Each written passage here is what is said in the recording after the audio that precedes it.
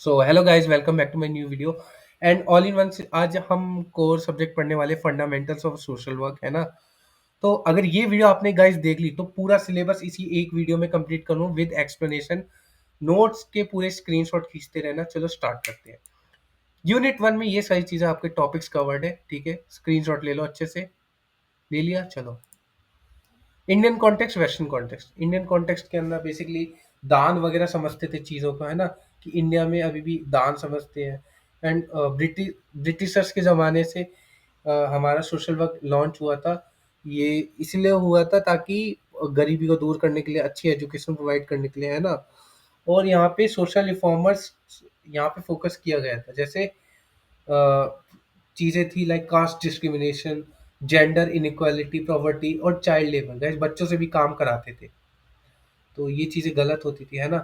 तो यही सारी चीज़ें थी। तो focus on charity and moral responsibility यही मेन है। वेस्टर्न में क्या है, उसको पूरा ऑर्गेनाइज, पूरा एक सिस्टमेटिक वे में प्रोफेशन की तरह देखते थे, ओके। एंड वहाँ पे focused on research and theory based, पूरा थ्योरीज और रिसर्च एविडेंस के साथ होता था पूरा रिसर्च, ठीक है। पैराडाइम शिफ्ट के 5 मॉडल है guys. Charity, welfare, development, empowerment, human right. Simple. Charity मतलब दान। पहले क्या होता था, दान का मतलब पैसा डोनेट कर दिया, पैसा दे दिया किसी गरीब को, उसकी मदद होगी, सिंपल दान हो गया। नए टाइप का क्या होता है चैरिटी, यहाँ पे उस फैमिली की मदद कर दी गाइस, उसकी जॉब दिलवाने में, है ना। वेलफेयर में क्या है guys, government provide monthly support to the living with disabilities.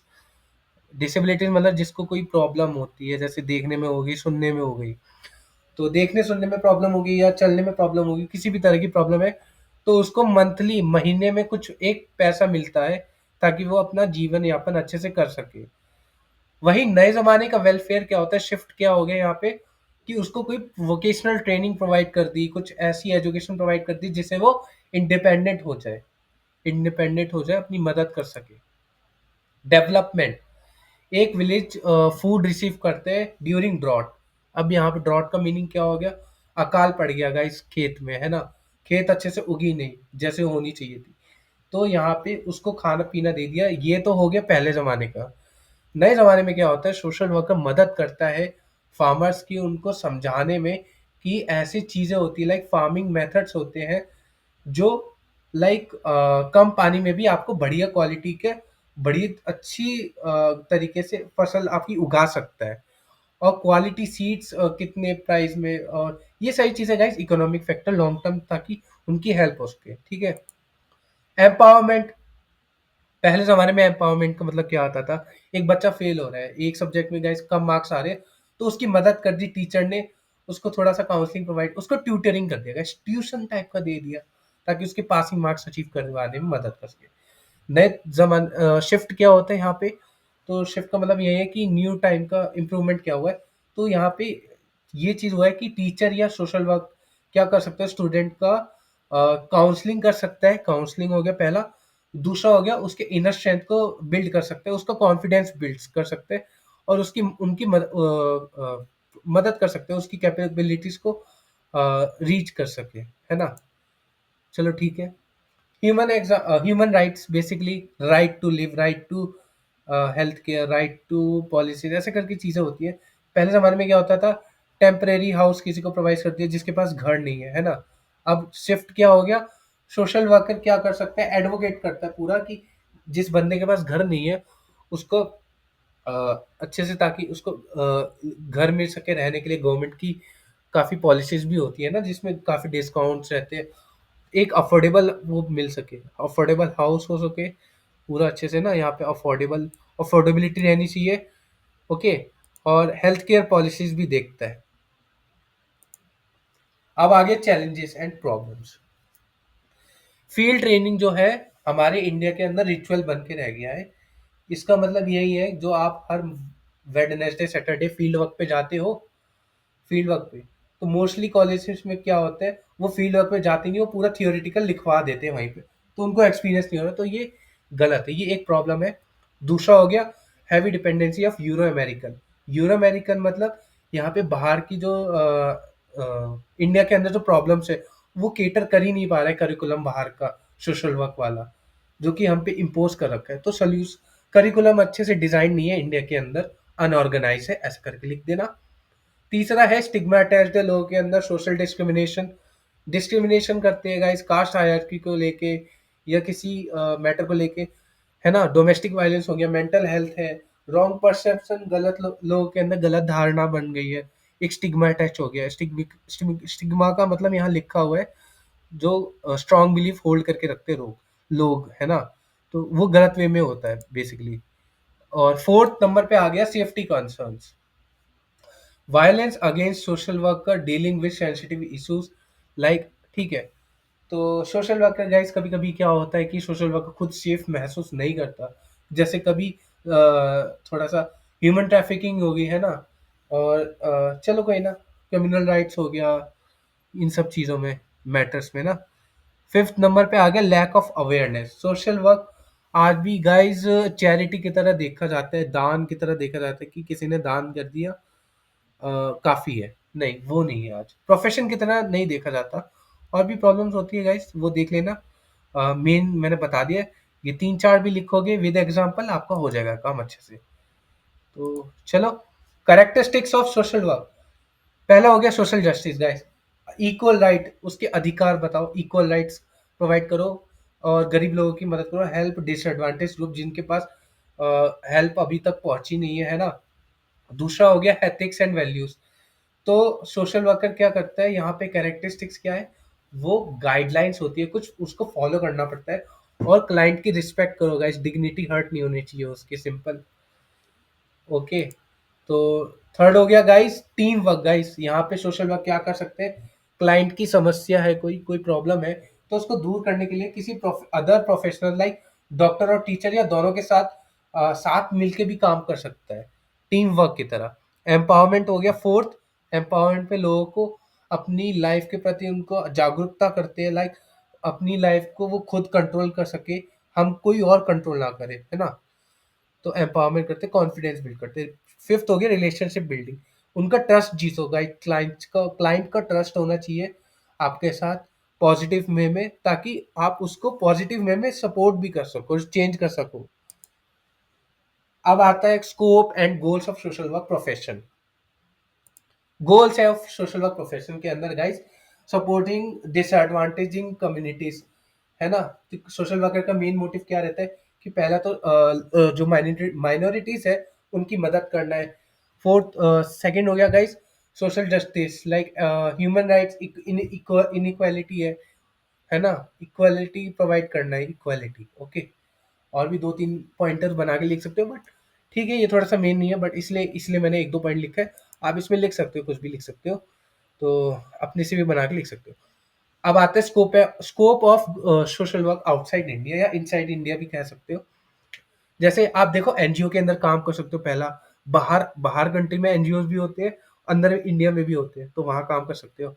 उसके बाद यूएन, यूनाइटेड नेशंस के अंदर एजेंसीज होती है अलग अलग, जैसे हेल्थ, वर्ल्ड हेल्थ ऑर्गेनाइजेशन हो गया, यूनिसेफ हो गया, यूएनएचएससीआर हो गया, है ना।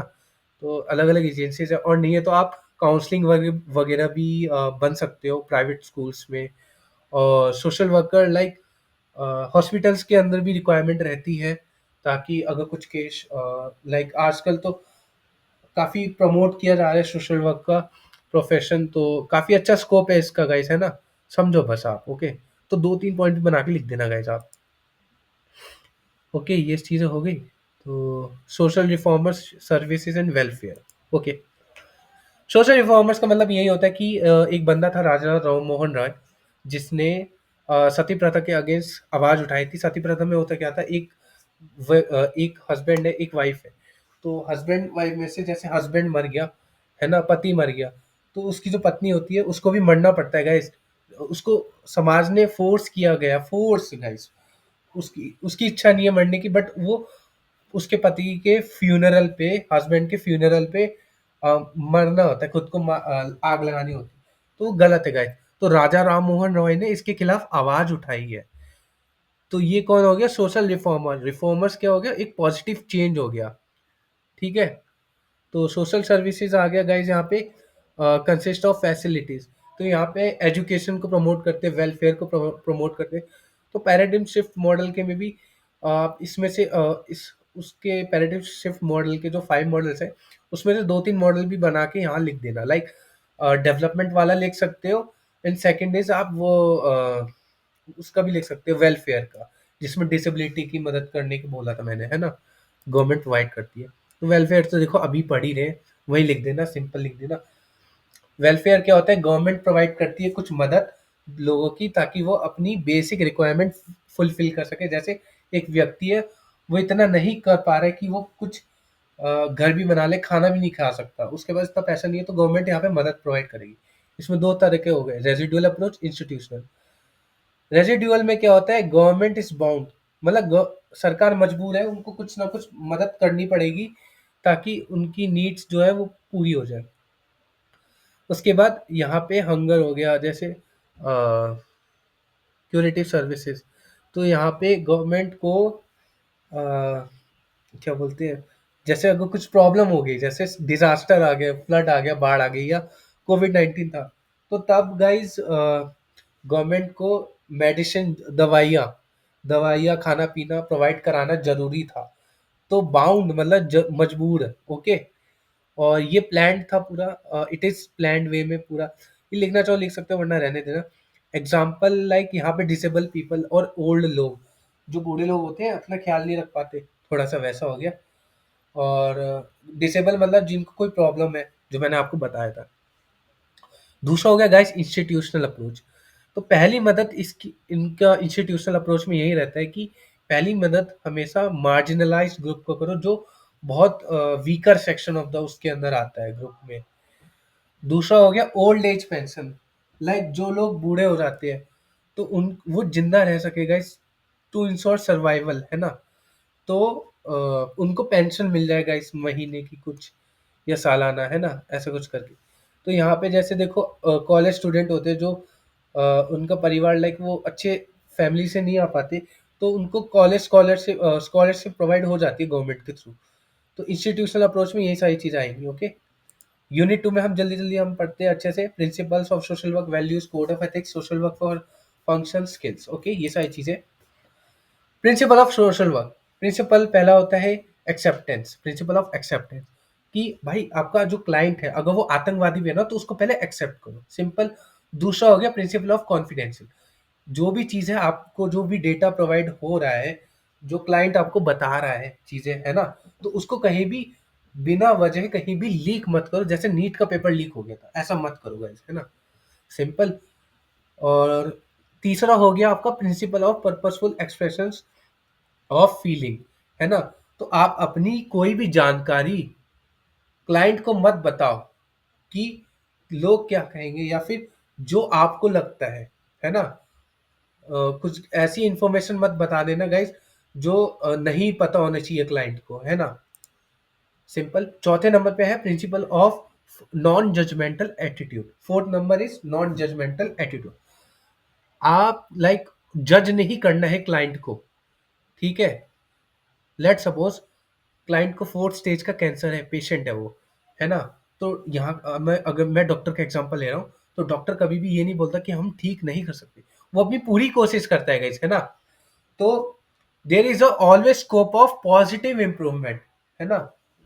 ठीक है। अब फिफ्थ नंबर पे आते हैं प्रिंसिपल ऑफ कंट्रोल्ड इमोशंस, ठीक है? तो प्रिंसिपल ऑफ कंट्रोल लाइक अपने इमोशंस को कंट्रोल रखो। सपोज क्लाइंट को अगर 4th स्टेज का कैंसर है, मान लो वो सोशल वर्कर भी इतना इमोशनल हो गया, इतना अटैच हो गया क्लाइंट के साथ कि वो भी रो रहा है, पहले क्लाइंट रोता है, फिर धीरे धीरे आंसू आपको निकलते हैं, सिंपैथी एम्पैथी, फिर वो दिक्कत हो जाती है गाइस, ऐसा मत करो। तो अपने इमोशंस को कंट्रोल करो, है ना? सिक्स्थ हो गया गाइस आपका प्रिंसिपल ऑफ इंडिविजुअलाइजेशन। सपोज करो मीनाक्षी और सौम्या है, दोनों ड्रग लेते हैं, लेकिन दोनों का ड्रग लेने का कारण अलग है। मीनाक्षी ड्रग इसलिए लेती है क्योंकि उसके दोस्त भी लेते, तो उसको कूल बनना था, उसने भी ले लिया। बट सौम्य ने ड्रग इसलिए लिया था क्योंकि उसका ब्रेकअप हो गया बॉयफ्रेंड के साथ, या फिर ठीक है ब्रेकअप हो गया बॉयफ्रेंड के साथ। तो यहाँ पे प्रॉब्लम अलग अलग है ना, प्रॉब्लम देखो सेम है गाइस, है ना? ड्रग दोनों लेते हैं, बट यहाँ पे दोनों का जो ट्रीटमेंट है वो अलग अलग होगा, ओके। सेवंथ हो गया आपका principle of dignity and worth of the person. किसी को जज मत करो डोंट जज a book by its cover. एक तरीके से एग्जांपल लूँ तो एक बच्चा पेरेंट की तरह भी, एक बच्चा जो होता है अपने पेरेंट्स की तरह भी एक्ट कर लेता है, और एक जो पेरेंट होता है वो कभी-कभी चाइल्डिश वे में बच्चे की तरह बिहेव भी करता है बिल्कुल, है ना? जैसे एक जैसे एक पेरेंट है, तो उसको डॉक्टर ने मना किया है कि आप चॉकलेट्स और स्वीट्स नहीं खा सकते क्योंकि आपको डायबिटीज़ है। बट वो फिर भी वो खाता है। क्यों? एंड जब वो पकड़ा जाता है अपने घर में, तो वो छुपा लेगा गाइस। तो वो क्या होगा, वो बच्चे की तरह बिहेव कर रहा है। अब अगर मैं चाइल्ड की बात करूँ, वो पेरेंट की तरह कब एक्ट करेगा कि पापा नहीं, डॉक्टर ने मना किया है, नहीं आप मत खाओ चॉकलेट, मना किया है। तो वो पेरेंट की तरह एक्ट किया कर रहा है, जो बच्चा है वो पेरेंट की तरह एक्ट कर रहा है। तो चाइल्ड में है, ठीक है, ईगो वगैरह देख लेना और स्क्रीनशॉट खींच लेना। लास्ट प्रिंसिपल है guys, principle of clients rights to self determination. Social worker कभी अपने ओपिनियंस फोर्स नहीं कर सकता। एक एग्जांपल लेते हैं, डोमेस्टिक वायलेंस का केस है। सपोज घर में एक वाइफ है और हस्बैंड है, वो दोनों उन दोनों में से एक अपने, लाइक हस्बैंड अपनी वाइफ को मारता है या वाइफ अपनी हस्बैंड को मारता है, जो भी केस है ना? तो आप क्या करोगे? दोनों के बीच अच्छे रिलेशन रहने चाहिए। पहले तो क्लाइंट को समझाओगे, उसके बाद दूसरा काउंसलिंग करोगे, उसको समझोगे गाइस प्रॉब्लम क्या है, मेन जड़ तक जाओगे।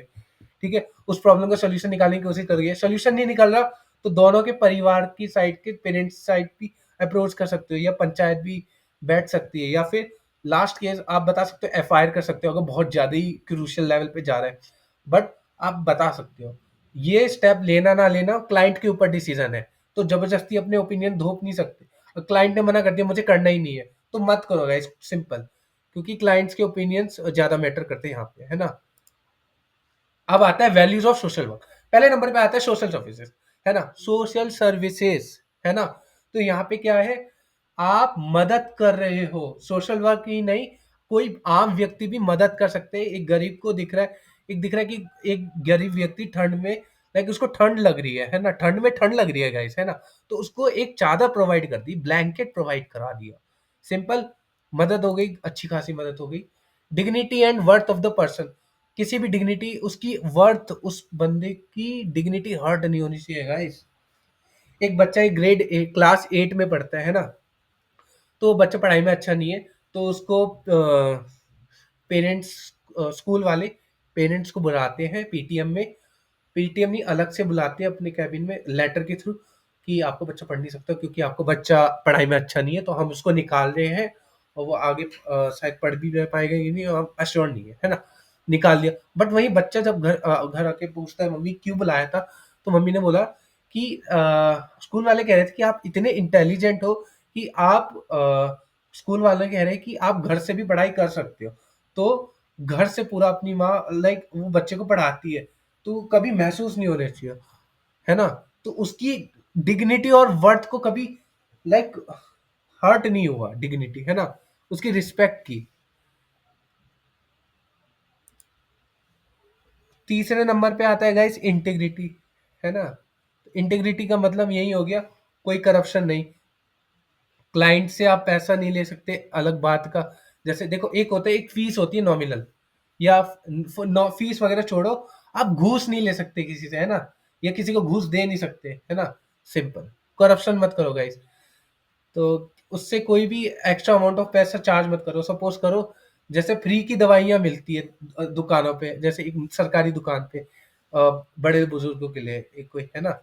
तो वहां से अगर अगर वो व्यक्ति पैसा चार्ज करेगा तो वो क्या है, गलत है ना गाइस? सेम इंटीग्रिटी की बात है, सोशल वर्क में भी ऐसे ही होता है। थोड़ा बहुत ऐसे ही समझ लो। एग्जाम्पल अच्छे से बना के लिख देना आप, जो जो भी आप फील करते हो। कॉम्पिटेंस का मतलब है, काम अगर आप क्लाइंट का कर सकते हो तभी उस काम को लो, वरना मत लो। ठीक है? खामखा झूठी उम्मीद, फेक होप मत दो क्लाइंट को कि आप ये कर सकते हो, बाकी फिर बाद में पता चले कि क्लाइंट, फिर वो दिक्कत होती है ना? कोड ऑफ एथिक्स, पहले नंबर पे code of ethics to the client. Privacy maintain करके रखो, जो डेटा होता है कॉन्फिडेंशियल रहना चाहिए। Should not harm the exploit, और ठीक है, क्लाइंट को कभी प्रॉब्लम नहीं होनी चाहिए, या उसको कभी उसको हार्म मत पहुंचाओ, और कोई करप्शन मत करो। थर्ड नंबर पे हो गया code of ethics towards profession. आपने कुछ ऐसा कर दिया, लाइक जो सक्सेसफुल हो गया, टेक्निक्स मेथड्स हो गए जो आपने फील्ड वर्क में अप्लाई किया है, तो उस चीज़ को अच्छे से मेथड्स के साथ अपने एक्सपीरियंस को पूरा डॉक्यूमेंट करो, एक डॉक्यूमेंट्री बनाओ उसको, ताकि आने वाले टाइम में कोई अगर प्रॉब्लम अगर होती है वैसी, तो वो भी सॉल्व कर सके वैसे ही, मेथड्स को देख-देख के।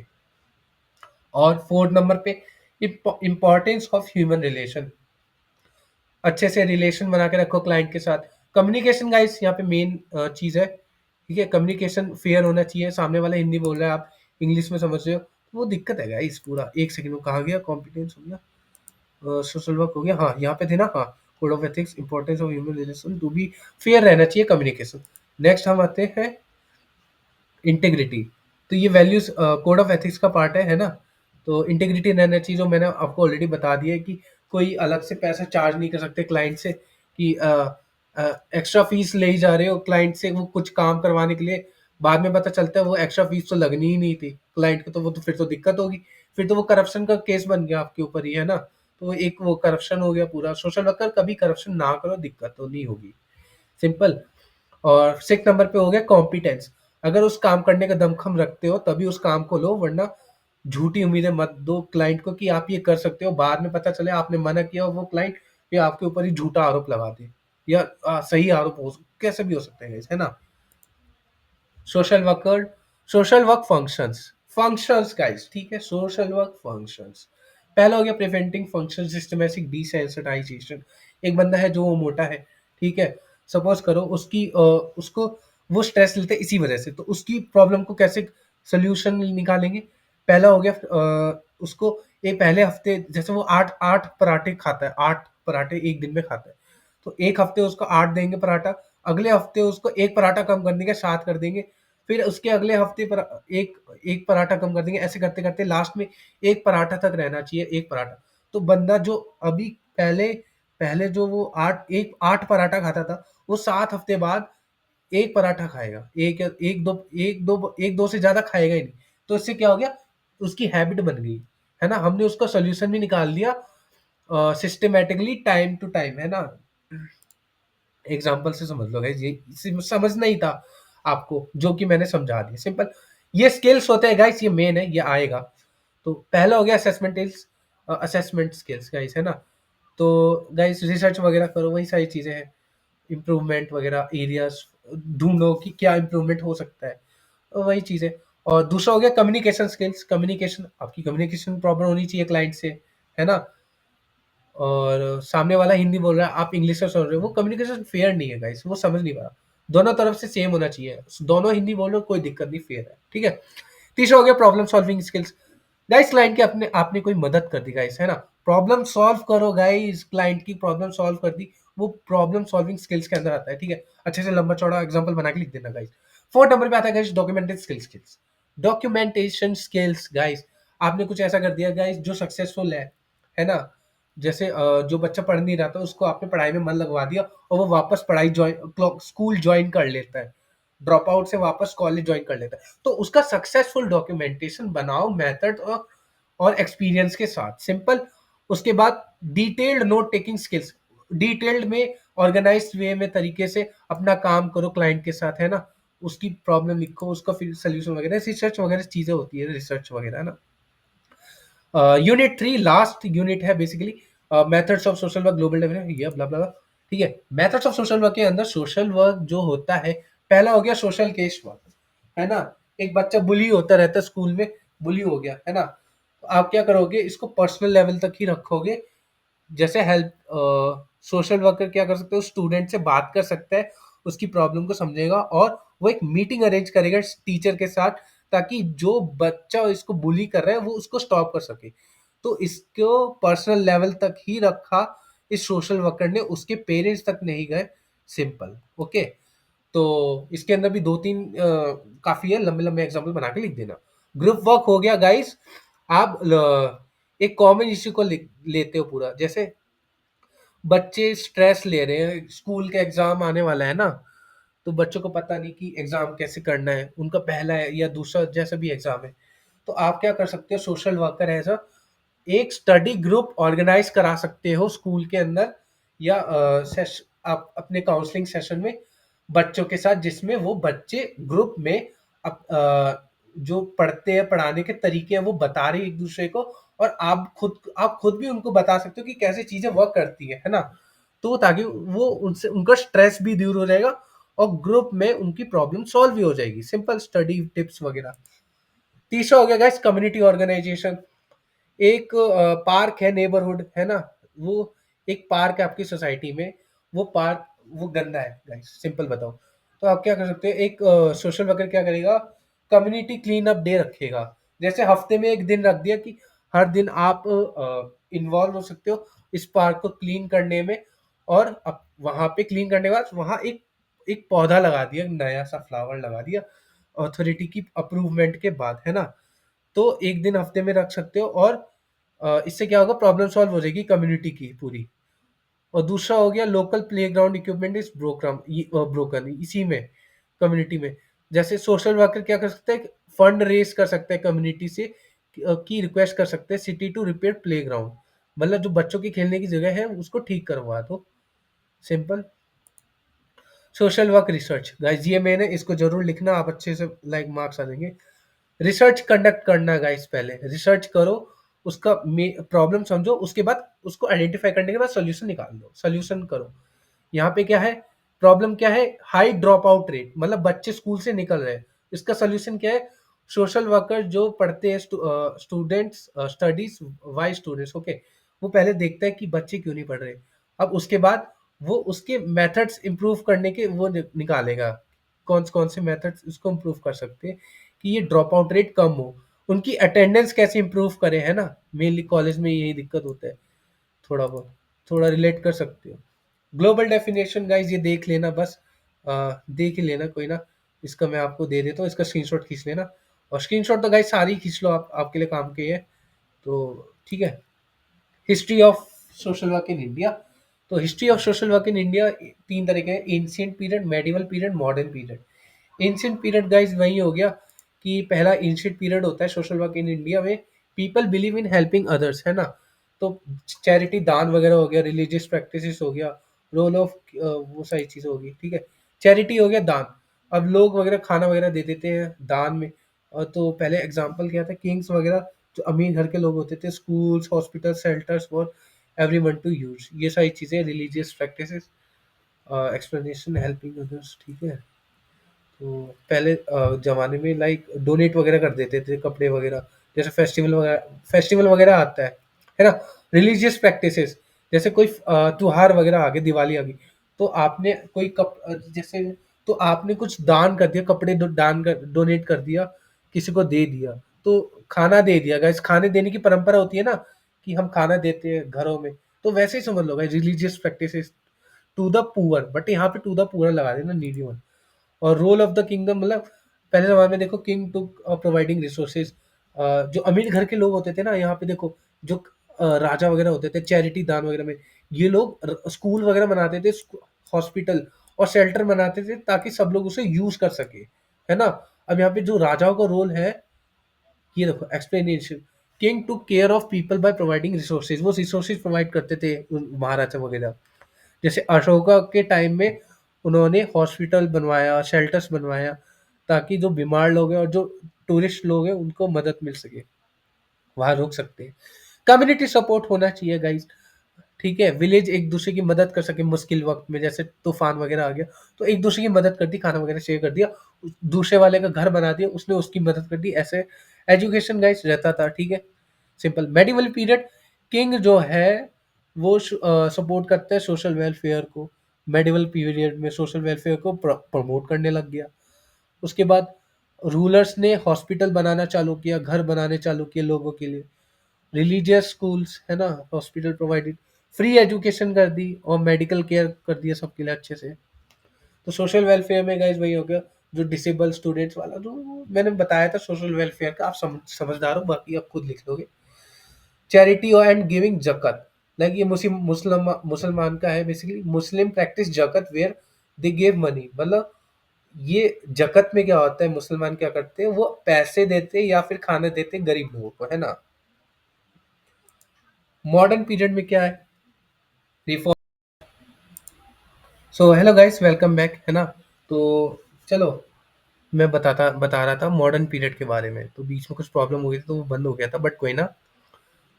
मॉडर्न पीरियड में गाइस क्या होता है, रिफॉर्मर्स लाइक राजा राम मोहन राय, तो ये अच्छा बंदा था। इसने सती प्रथा को एबॉलिश किया था, हटा दिया था। जो जैसे हस्बैंड वगैरह मर जाते थे ना, तो उनकी जो वाइफ होती थी उनको भी मरना पड़ता था जबरदस्ती, उनके फ्यूनरल में, उसके पति के फ्यूनरल में, तो ये गलत था। तो इसको हटाया राजा राम मोहन रॉय ने। विडो रीमैरिज लेके आया। रीमैरिज मतलब जो विधवा हो गई, जिसका हस्बैंड चला गया है ना, जिसका पति चला गया है, उसको दोबारा शादी करने की अनुमति मिल गई। तो काफी अच्छा हो गया उसके लिए। पहला हो गया रीमैरिज जो एक्ट है, विडो रीमैरिज एक्ट, ये 1856 के अंदर आया है इंडिया में। ओके। अब ब्रह्मो समाज, ब्रह्मो समाज बेसिकली ये सोशल एंड रिलीजियस एक रिफॉर्म मूवमेंट था इंडिया के अंदर, जिसे राजा राम मोहन रॉय ने फाउंड किया है बेसिकली। इसके मेजर रिफॉर्म्स गाइस यही थे, जो एबोलिशन ऑफ सती, जो विडो का था ना, जिसके पति मर जाते थे उनको भी खुद को सेल्फ सेल्फ इम्यूलेट, इम्यूलेट मतलब जलाना खुद को, वो जला देते थे, या हस्बैंड के जो फ्यूनरल में होते थे उनको जलना पड़ता था, वो फोर्स होते थे, तो वो हटाया। Window remarriage guys, window remarriage, जो विधवा हो गई गाइस, जिसका पति चला गया, हस्बैंड चला गया, उसको दोबारा शादी करने की अनुमति मिल गई गाइस, है ना, रीमैरिज। ये पॉजिटिव चेंज मैं बता रहा हूँ। तीसरा है एजुकेशन, स्कूल, कॉलेजेस और जो मॉडर्न एजुकेशन है उसको प्रमोट किया गाइस।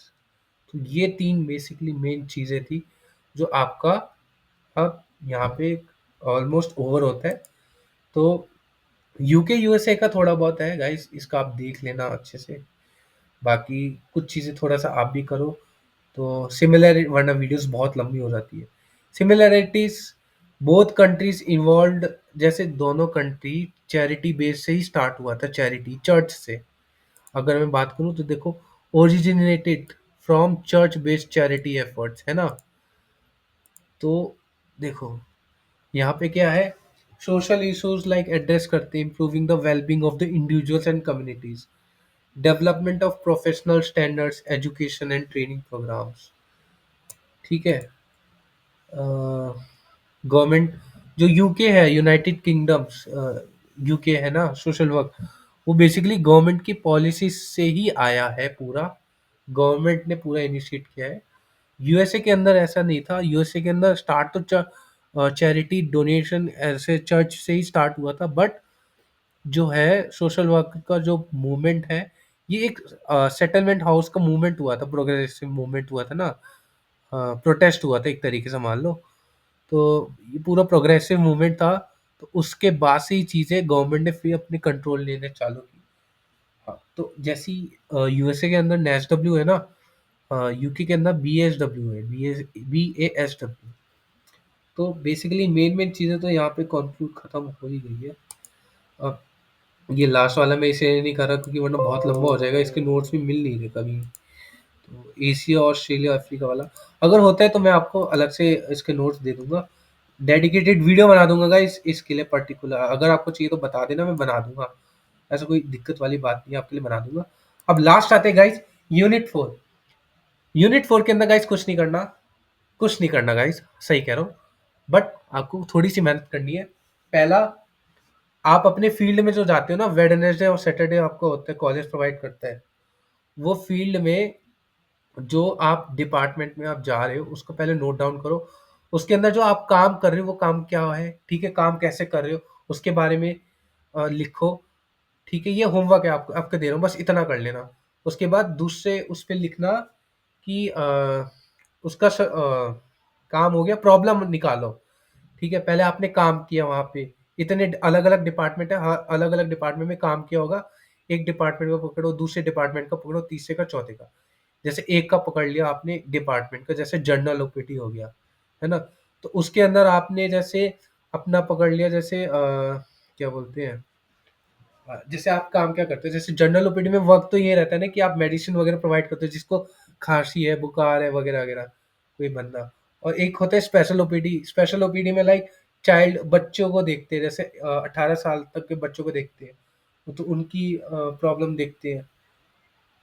तो ये सारी चीज़ें हो गया। सेकंड नंबर पे हो गया प्रॉब्लम। उस डिपार्टमेंट का, लाइक आप जो काम कर रहे हो उसमें प्रॉब्लम क्या-क्या आ रहा है, उस पर्टिकुलर डिपार्टमेंट में।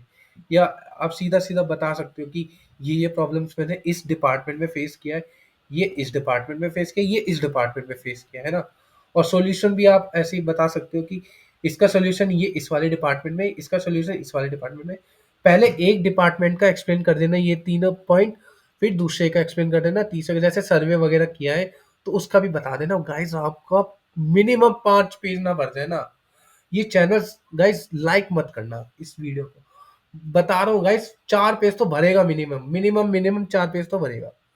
तो वीडियो अच्छी लगी हो तो लाइक और शेयर, सब्सक्राइब सारी चीज़ें कर देना। शेयर कर देना गाइस वीडियो अच्छे से। चलो मैं रखता हूँ।